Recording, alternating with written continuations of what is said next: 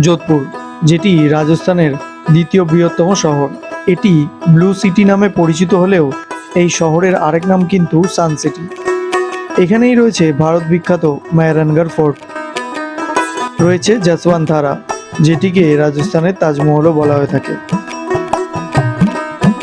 চলো তাহলে তোমাদের দেখাই একদিনে এই যোধপুরে কি কি ঘুরে দেখা যায়। হ্যালো গাইস, সবাই ভালো তো? নতুন একটা ভিডিওতে তোমাদের স্বাগত। তো আমি আজকে কিন্তু রয়েছি যোধপুরে। আর যোধপুরে একদিনে তোমরা কি কি জায়গা ঘুরে দেখবে, কি কি জায়গা দেখা রয়েছে, কিভাবে ঘুরবে, লোকাল ট্রান্সপোর্ট নাকি কোনো স্কুটি রিজার্ভ করে, যেসব জায়গাগুলো ঘুরবে সেগুলোর টাইমিং কী রয়েছে, এন্ট্রি ফিস কী রয়েছে, সব কিছু ডিটেলস থাকবে আজকের এই ভিডিওতে। তো ভিডিওটা স্কিপ না করে শেষ অবধি দেখতে থাকো। আর চ্যানেলে যদি নতুন হয়ে থাকো তাহলে চ্যানেলটা প্লিজ সাবস্ক্রাইব করে দাও। সো হে গাইজ, আমি Tuhin, welcome back to the channel. তোমরা দেখছো ট্রাভেল উইথ তুহিন। তো চলো লেটস গো।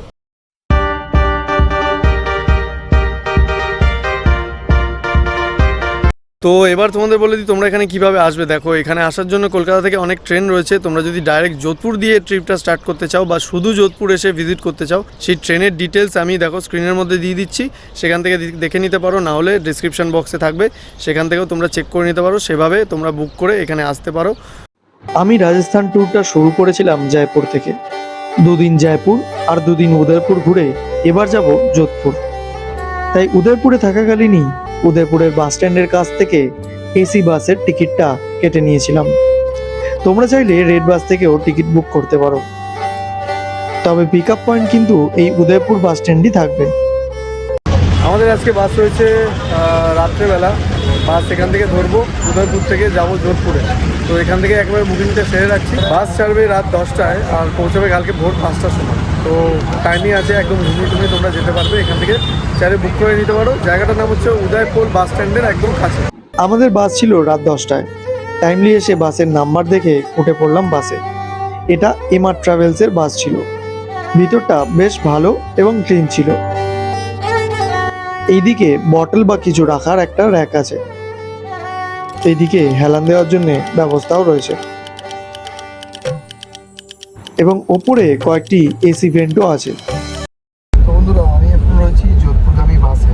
আর জয়পুর উদয়পুর শেষ করে এবার যাচ্ছি যোধপুর। রাত্রি 10টার বাস ছিল উদয়পুর থেকে উদয়পুর বাস স্ট্যান্ড, যেটা সেখান থেকে এমআর ট্রাভেলসের বাস এটা। তো ভোর 5টায় কিন্তু পৌঁছে দেবে।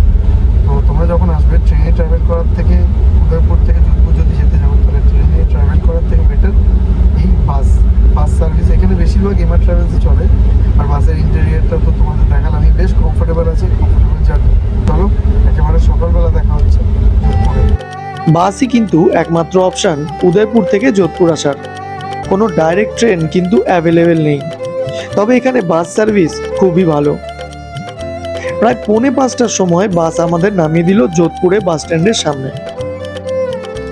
সেখান থেকে একটা অটো রিজার্ভ করে এবার চললাম আমাদের আগে থেকে বুক করা হোটেলের দিকে। বলে রাখি, অটোর জন্য কিন্তু আমাদের দাঁড়াতে হয়নি, অত রাতেও অ্যাভেলেবেল ছিল।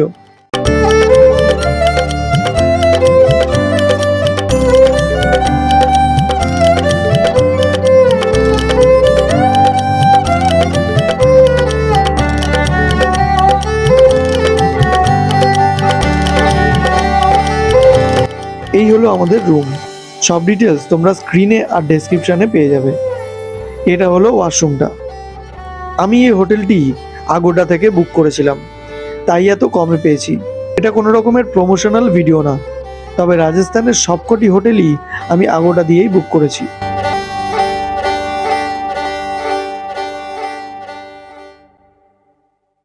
তোমরা তো চলে এলে, এবার থাকবে কোথায়? আমি যে হোটেলটা দেখালাম সেটা তো রয়েছেই। আর এছাড়াও তোমরা যদি আরও অন্য কোনো হোটেলে স্টে করতে চাও, তাহলে আমি বলবো ঘণ্টাঘাট যেটা রয়েছে, ক্লক টাওয়ার, খুবই ফেমাস। ওটা একদম সেন্টার এরিয়া ওল্ড সিটির। তো ওর চারপাশে হোটেল নেওয়ার চেষ্টা করো বা স্টেশনের কাছে, তাহলে তোমাদের সুবিধা হবে ট্রান্সপোর্টে।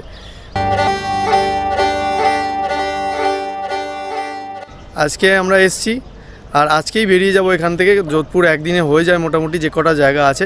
নর্মালি এখানে চেক ইনের টাইম হচ্ছে 11টা। কথা বলে নিয়েছিলাম যেহেতু আমরা আগে বেরিয়ে যাব, সেহেতু আমরা একটুখানি আর্লি চেক ইন করবো। তো ওনারা বলছিল যে ঠিক আছে, সেহেতু আমরা 5টায় এন্ট্রি করে রাত্রের ভিউটা তোমাদের দেখিয়েছিলাম কীরকম কী দেখতে হয়। আর সকালবেলা তোমাদের যে ভিউটা রয়েছে সেটা তোমাদের দেখাই। এইটা হচ্ছে আমাদের হোটেল। হোটেলের এটা টপ, ওইখানে একটা ছাদ রয়েছে, এই একটা ছাদ, ঠিক আছে। এখান থেকে এই যে সিঁড়ি, এই সিঁড়িটা দিয়ে উঠে এই হচ্ছে আর একটা ছাদ, মানে টপ ফ্লোর এটা। এখানে এরকম চেয়ার দেওয়া রয়েছে, চেয়ার নিয়ে তোমরা বসতে পারো। এই দিকে সানরাইজ হচ্ছে, খুব সুন্দর লাগছে। আর এখান থেকে পুরো ব্লু সিটি দেখা যাচ্ছে, দেখো নীল নীল নীল নীল সব ঘর বাড়ি দেখতে পাচ্ছ। বেশিরভাগ কিছু নীল রয়েছে, কিছু সাদা রয়েছে, মিক্সচার রয়েছে। আর এই দিকটায় এই ফোর্টটা দেখো তো, চিনতে পারো কি না? এটা হচ্ছে মেহরানগড় ফোর্ট, মেহরানগড় ফোর্টের ব্যাক সাইড এটা। তো অসাধারণ একটা ভিউ, এই পারে সানরাইজ হচ্ছে আর এই পারে মেহরানগড় ফোর্ট, অসাধারণ। মানে এই যে হোটেলটা, এই হোটেলটার নামও হচ্ছে হিল ভিউ গেস্ট হাউস।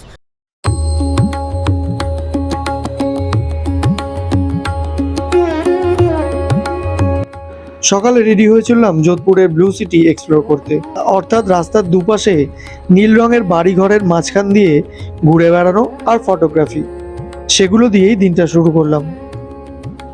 আর সকালে ভিড় কম থাকায় ছবি ভিডিও কিন্তু খুবই ভালো আসবে।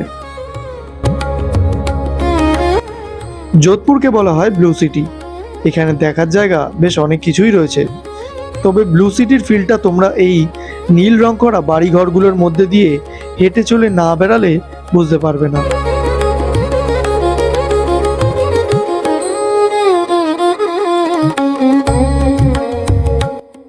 আমরা যাচ্ছিলাম মোরাকেন হাউস, সেটি যাওয়ার পথে এই রাস্তাটা পড়বে, যেখানে দুই দিকে তোমরা এরকম পেন্টিংস দেখতে পাবে।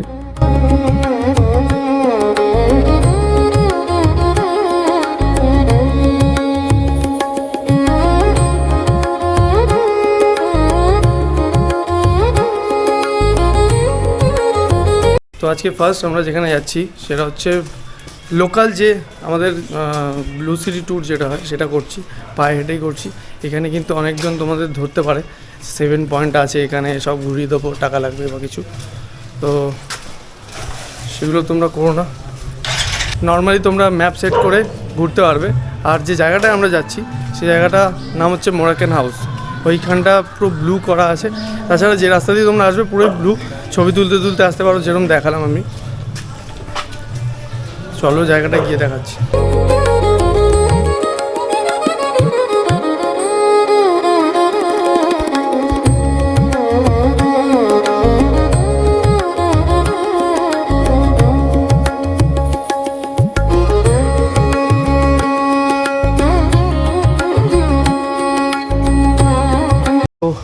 তো এই জায়গাটার কথা আমি বলছিলাম, এই জায়গাটার নাম মোরাকেন হাউস। তোমরা যদি গুগলে সার্চ করো তাহলে এই জায়গাটা পাবে।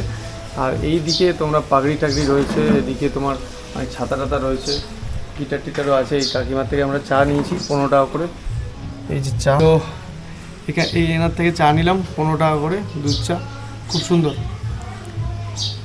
তো তোমরা যখন আসবে এখান থেকে চাটা পেয়ে যাবে। আর এই পাগড়ি টাগড়িগুলো নিয়ে ছবি তুলতে চাইলে 10 টাকা করে, আমব্রেলা 10 টাকা করে।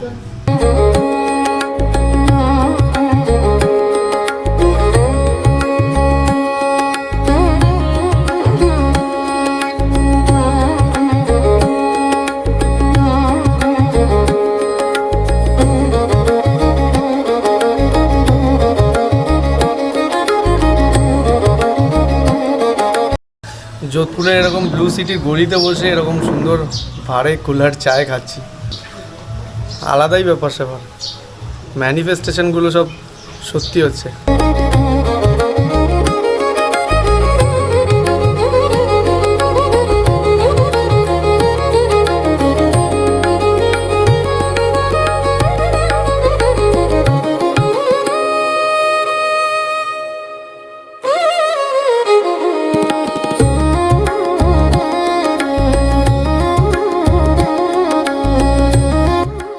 মোরাকেন হাউস দেখে এবার চললাম ঘন্টাঘাট দেখতে।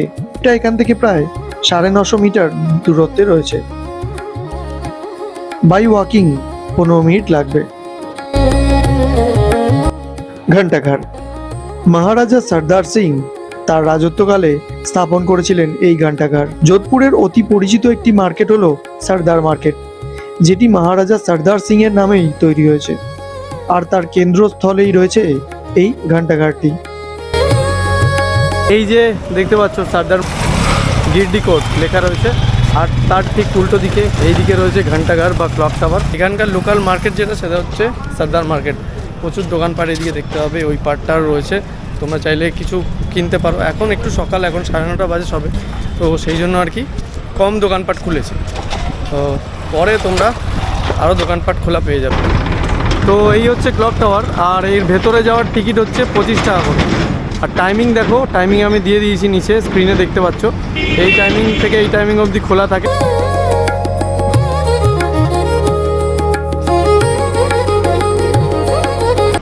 এই হচ্ছে সিঁড়ি উপরে যাওয়ার রাস্তা।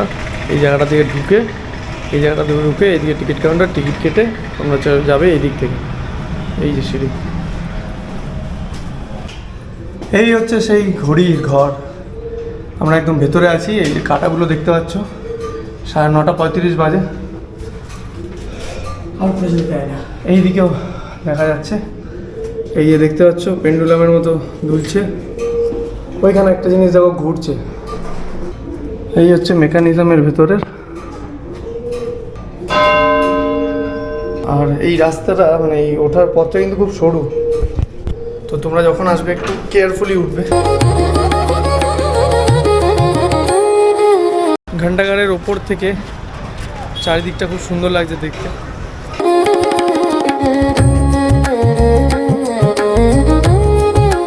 এই হচ্ছে ঘন্টাঘর, আর এখান থেকে তোমরা দেখতে পাবে এই দিকেই মেহরানগড় ফোর্ট।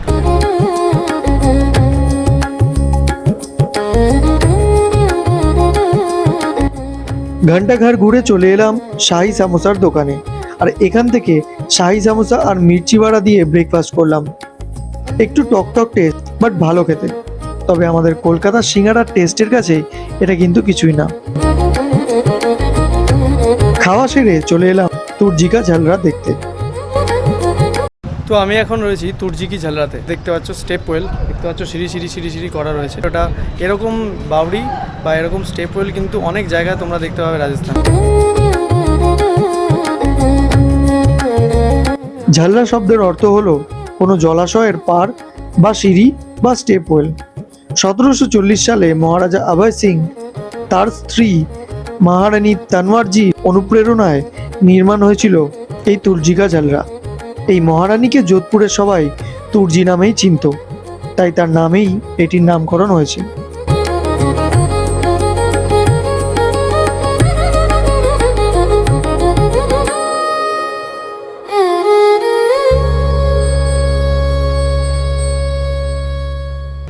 আর এখনও অবধি যে 3টে জায়গা আমরা ঘুরলাম, মোরাক্কান হাউস যেটা ব্লু সিটি ট্যুর করলাম ফার্স্টে, সেই জায়গাগুলো। তারপরে গেলাম ঘন্টাঘর, তারপরে খাওয়া দাওয়া করলাম। ঘন্টাঘর থেকে একটুখানি এগিয়েই শাহি সামোসাতে, সেখানে মির্চি বাড়া, শাহি সামোসা এগুলো ট্রাই করলাম। 27 টাকা করে নিল প্রত্যেকটা। আর এছাড়াও পেঁয়াজি কচুরি, আরও যে অনেক জিনিস, লাসি ফাসিও তোমরা পেয়ে যাবে, সেখান থেকে খেতে পারো। আর খেয়ে দিয়ে আমরা চলে এলাম এইখানে স্টেপ ওয়েলটার কাছে। তো এই কটা জিনিস কিন্তু একদম ওয়াকিং ডিস্টেন্সের মধ্যে রয়েছে আমাদের হোটেল থেকে, 700 থেকে 800 মিটারের মধ্যে। আর এই জায়গাটা তুর্জিকি ঝালরা 200 কি 250 মিটারের মধ্যে ঘন্টাঘরের কাছ থেকে। তো এইগুলো বাই ওয়াকিং তোমরা দেখে নিতে পারো। এরপরে যে জায়গায় আছে, প্লেস আছে, সেটা দেখা যাক কত দূরে রয়েছে, সেটা তোমাদের সাথেও শেয়ার করছি কীভাবে যাবো না যাবো।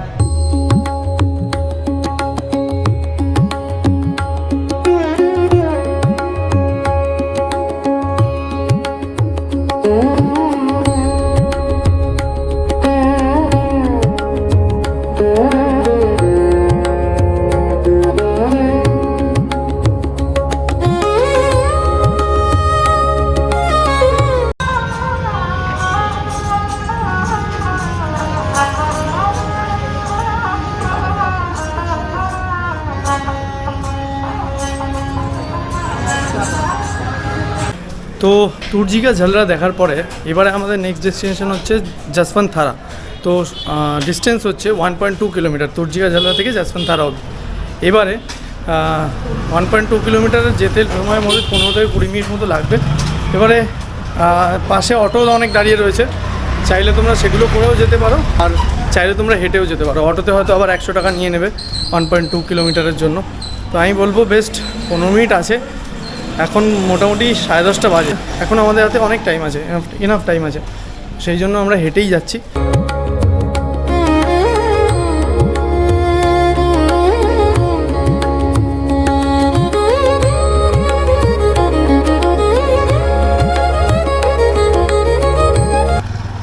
যশবন্তধারা যাওয়ার পথে এরকম কিছু গাছ দেখলাম, দেখো কত ক্যাকটাস হয়ে রয়েছে চারিদিকে। আর এই হচ্ছে রোড। আর আরেকটা জিনিস তোমাদের বলে দিই, তোমরা এখানে এরকম আমরা যেরকম হেঁটে হেঁটে ঘুরে নিচ্ছি এইসব জায়গাগুলো, এরপরে যে জায়গাগুলো আছে সেগুলো দূরে রয়েছে, সেগুলোর জন্য অটো করতেই হবে, কিছু করার নেই। আর আরেকটা জিনিস, তোমরা এখানে স্কুটি রিজার্ভ করেও ঘুরতে পারো। স্কুটি কোথা থেকে বুক করবে, সেটা হচ্ছে ঘন্টাঘর বা ক্লক টাওয়ার যেটা রয়েছে বা সর্দার মার্কেট, সেই এরিয়ার চত্বরে এরকম স্কুটি রেন্টের অপশান রয়েছে। তো সেখান থেকে তোমরা বুক করে ঘুরতে পারো। ওই 350 থেকে 500-এর মধ্যে নেবে, তারপরে তোমরা সেটাকে পেট্রোল ভরিয়ে তারপরে তোমরা ঘুরতে পারো। এই হচ্ছে যশবন্তধারার বাইরে পার্কিং এরিয়া। অটো যদি ভাড়া নিয়ে আসো তাহলে অটো এখানে দাঁড়াবে, স্কুটি বা বাইক নিয়ে এখানে রাখতে পারবে। গাড়ি করে এলে গাড়ি ওই দিকে রেখে এদিকে ঢুকতে হবে, এদিকে রয়েছে টিকিট কাউন্টার।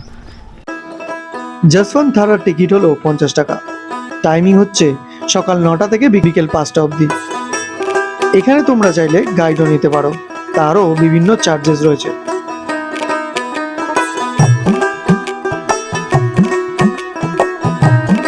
তো বন্ধুরা, আমি আমাদের নেক্সট ডেস্টিনেশনে চলে এসেছি। একদম সামনে পিছনেই রয়েছে যশবন্তধারা। আর এটাই কিন্তু রাজস্থানের তাজমহল বলা হয়। দেখতে পাচ্ছ শেপটা কত সুন্দর, পুরো একদম হোয়াইট মার্বেলের উপর বানানো এটা। যশবন্তধারা তৈরি হয়েছিল রাজা যশবন্ত সিং এর নামানুসারে। রাজা যশবন্ত সিং এর ছেলে তাকে এখানে দাহ করার পর 1906 সালে তৈরি করেছিলেন এই সমাধিটি।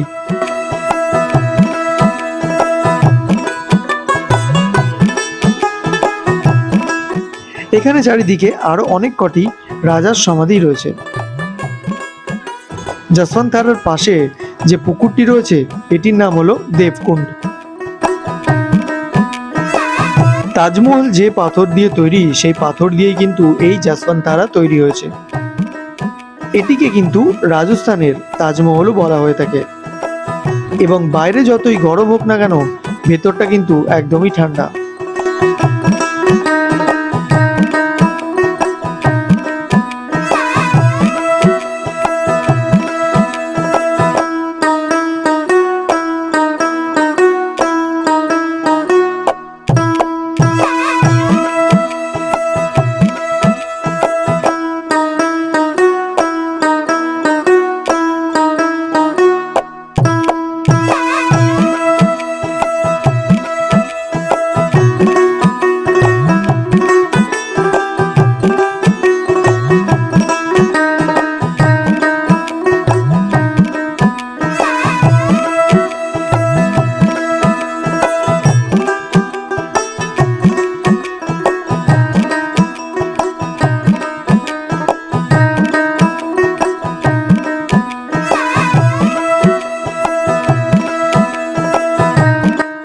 যশবন্তধারার বাইরেই রয়েছে অটো স্ট্যান্ড। সেখান থেকে একটা অটো রিজার্ভ করে চললাম পরবর্তী গন্তব্য পঞ্চকুণ্ড কি ছাত্রী দেখতে। ভাড়া পড়লো রিজার্ভে 1000 টাকা। পঞ্চকুণ্ড কি ছাত্রী উম্মেদ ভবন দেখিয়ে আমাদের উনি ড্রপ করে দেবেন মেহরানগড় ফোর্টের সামনে। তো বন্ধুরা, আমি এখন রয়েছি পঞ্চকুণ্ড ছেত্রী বলে একটা জায়গাতে। এই জায়গাটার স্পেশালিটি হচ্ছে এখানে এই যে দেখতে পাচ্ছ মিনারগুলো, পুরো এটা রেড স্যান্ডস্টোন দিয়ে বানানো। আর এখানে নানান মুভির শুটিং হয়েছে, পুরোনো দিনের অনেক মুভির শুটিং হয়েছে। তার মধ্যে সবথেকে আইকনিক যে মুভিটা, যেটা বললে তোমরা একদম বেশি চিনতে পারবে, সেটা হচ্ছে তেরে নাম মুভির যে ওড়নি গানটা রয়েছে, সেটার শুটিং কিন্তু এই জায়গাটায় হয়েছে, এই স্পটটাতে। এই জায়গাটায় কিন্তু কোনো এন্ট্রি ফি নেই, ফ্রিতে আসতে পারো, ফ্রিতে এসে তোমরা ফটো ভিডিও করতে পারো। শুধু নামটা এন্টার করিয়ে তোমাদের ঢুকতে হবে। আর এই জায়গাটার একটা হিস্টোরিক্যাল ব্যাক স্টোরিও রয়েছে, তো চলো এবার সেটা জেনে। অনুমান করা হয় পঞ্চকুণ্ড কি ছাত্রী 16শো শতাব্দীতে নির্মাণ হয়েছিল। মারওয়ারের রাঠোর বংশের রাজা, রানী এবং রাজ পরিবারের অনেকেরই সমাধিক্ষেত্র হলো এই জায়গাটি। এখানে টোটাল 46টি ছাত্রী বা সমাধি রয়েছে। এটি মেন যোধপুর সিটি থেকে একটু দূরে অবস্থিত, তাই ট্যুরিস্টও এখানে একটু কমই আসে।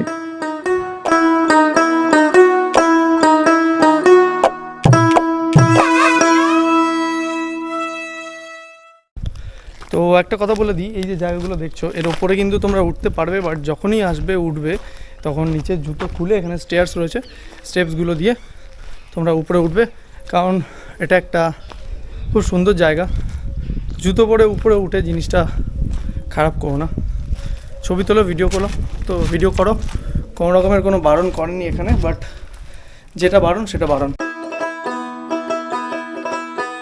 প্রত্যেকটি ছাত্রী রেড স্যান্ডস্টোন দিয়ে তৈরি এবং এগুলির গায়ে করা সুন্দর নকশা খুবই আকর্ষণীয় লাগে।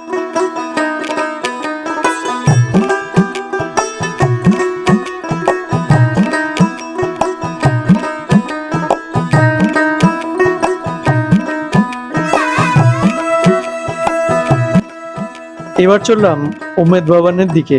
তার আগে একটা রেস্টুরেন্ট থেকে খাওয়া দাওয়াটা সেরে নিলাম।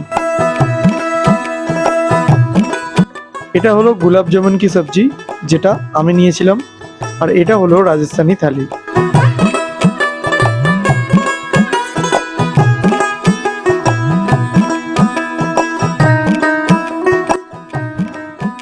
উমেদ ভবনের টিকিট হলো 200 টাকা পার হেড, আর টাইমিং সকাল 9টা থেকে বিকেল 5টা।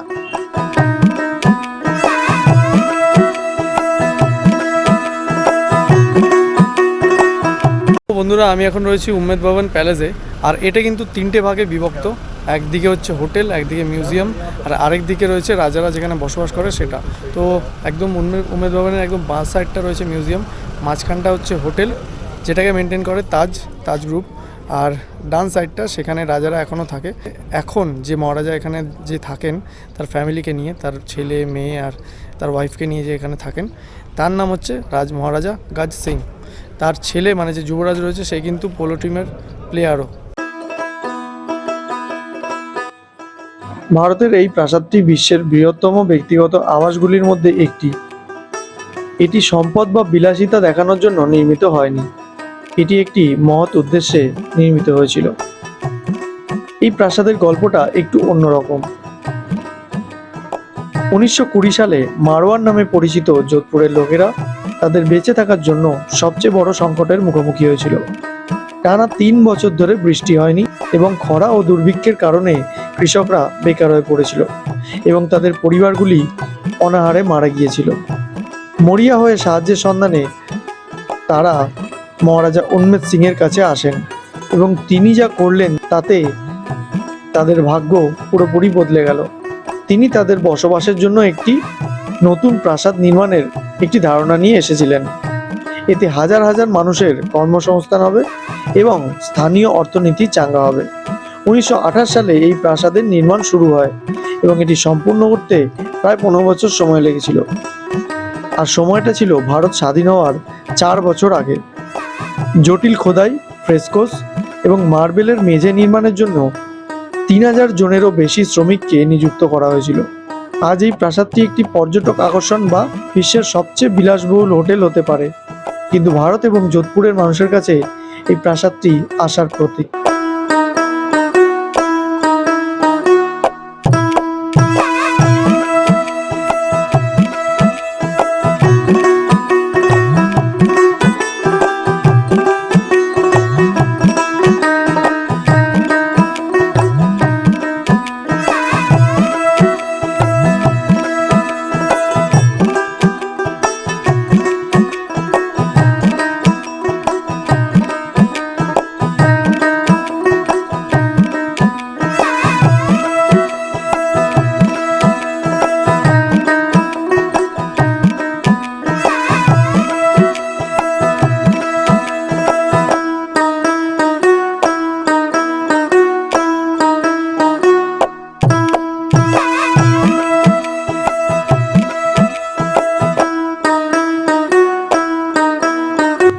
উমেদ ভবন দেখে চললাম শেষ গন্তব্য অর্থাৎ মেহরানগড় ফোর্টে।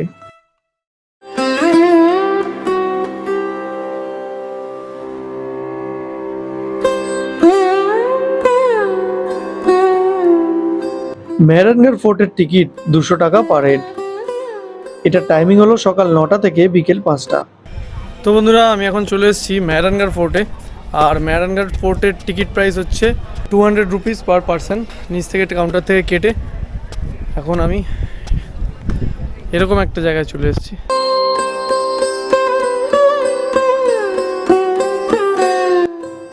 এই মেহরানগড় ফোর্ট বিশ্বের সবথেকে বড় ফোর্টগুলির মধ্যে অন্যতম একটি। যেটি নির্মাণ হয়েছিল 1459-এ রাও যোধার দ্বারা। বলে রাখি, রাও যোধার নামেই কিন্তু যোধপুরের নামকরণ হয়েছে।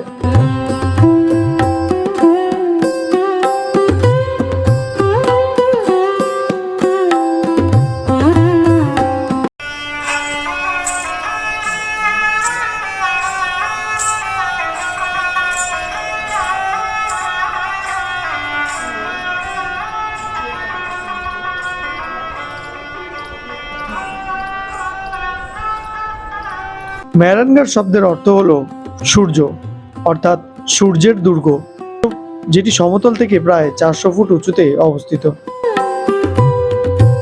এই ফোর্টের টোটাল 7টি পোল রয়েছে: জয়পোল, ফতেপোল, গোপালপোল, ডের কাংড়া পোল, অমৃতি পোল, লোহা পোল এবং সুরাজ পোল।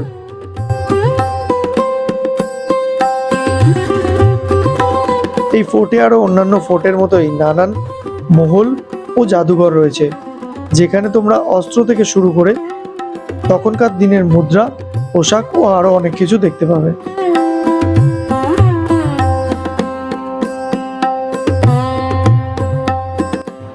এই যে ব্রাউন অংশটি দেখছো, এটি হলো জানানা মহল, আর এই অংশটি হলো দৌলতখানা।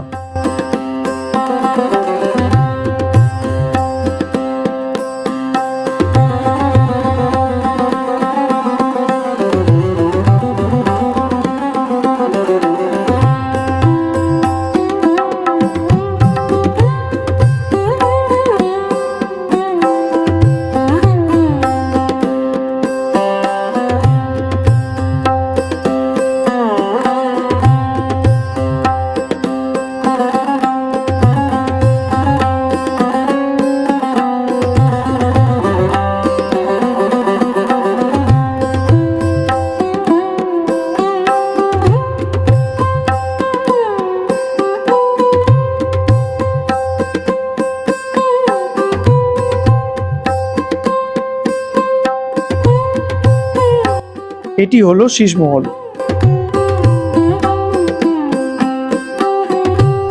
এই জায়গাটিকে বলা হয় ফুলমহল, যেটিকে রাজারা তখনকার দিনে এন্টারটেনমেন্টের জন্য ব্যবহার করত, অর্থাৎ গান বাজনা নাচ এখানে হতো। এটা হচ্ছে মেহরানগড় ফোর্ট, আর এখান থেকে দেখা যাচ্ছে এই যে দূরে জসপান থারা, যেটা আমরা ঘুরে এলাম একটু আগে, আর এদিকে পুরো ব্লু সিটি দেখা যাচ্ছে।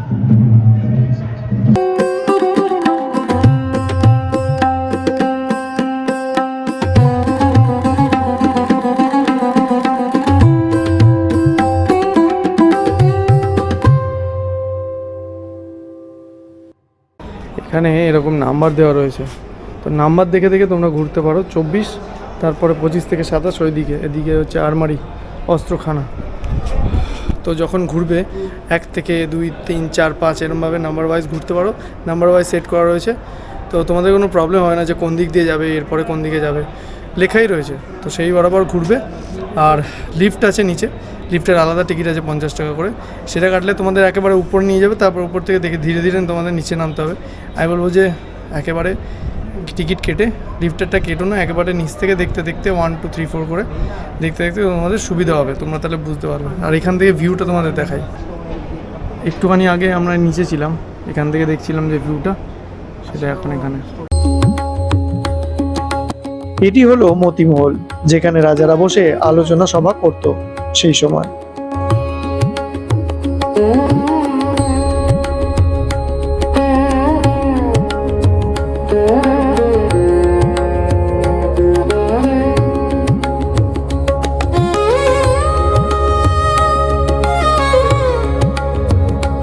এটা হলো জানকী মহল, যেখানে সেই সময়কার বিভিন্ন দোলনা দেখতে পাবে।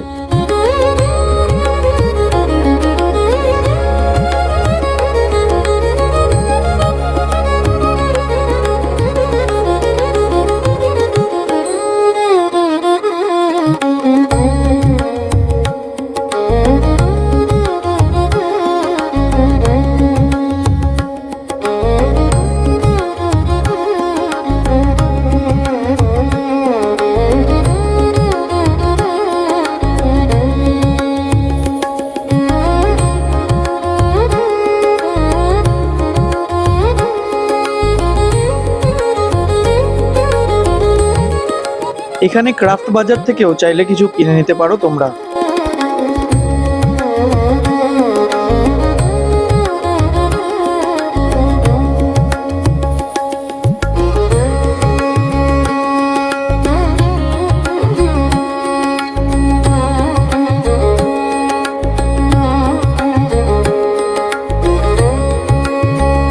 এটা হলো ক্যানন পয়েন্ট বা সিটি ভিউ পয়েন্ট।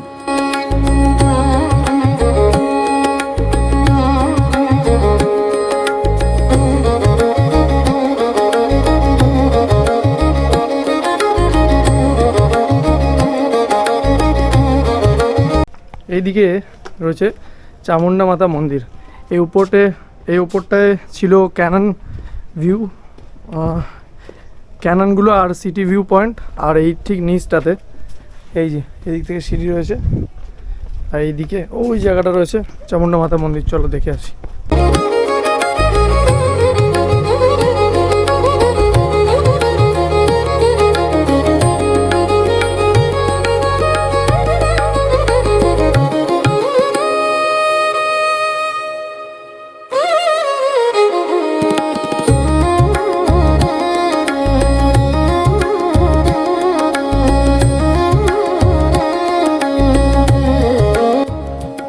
যে কটি জায়গা লিস্টে ছিল সব ঘুরে এবার ফিরে পড়লাম হোটেলে। তো এই দেখতে পাচ্ছ হিলভিউ রেস্টুরেন্ট, আর এটা হচ্ছে হিলভিউ হোটেল। এটাই হোটেল, আর হোটেলের পাশ দিয়ে এই জাস্ট রাস্তাটা ছিল, এই যে দেখছো রাস্তাটা, এটাই উপরে চলে গেছে ম্যারানগার ফোর্টের দিকে। তো তোমরা যখন এই হোটেলটা নেবে তোমাদের পক্ষে সুবিধা এটাই যে তোমরা ম্যারানগার ফোর্টটা একদম হোটেল থেকে দেখে নিতে পারবে।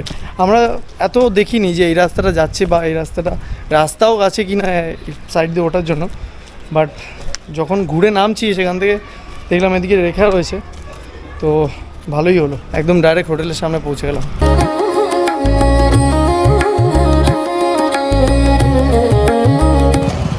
তো এটা হচ্ছে সর্দার মার্কেটের রাত্রেবেলার ভিউ, মানে এখন বাজে 8:30 মতো। তো এই হচ্ছে ভিউ, এই হচ্ছে ক্লক টাওয়ার। বিকেলে বেরিয়ে একেবারে রাতের খাবারটা সেরে নিলাম।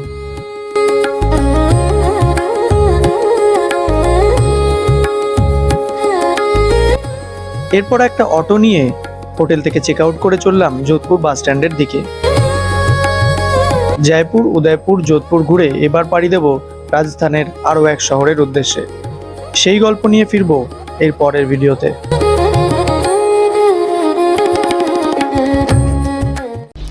তো আজকের ভিডিও এই অবধি। ভিডিও যদি ভালো লেগে থাকে তাহলে একটা লাইক করে দিও, বন্ধুদেরকে শেয়ার করে দিও, আর কমেন্ট করে জানিও কীরকম লাগলো তোমাদের আজকের এই ভিডিওটা।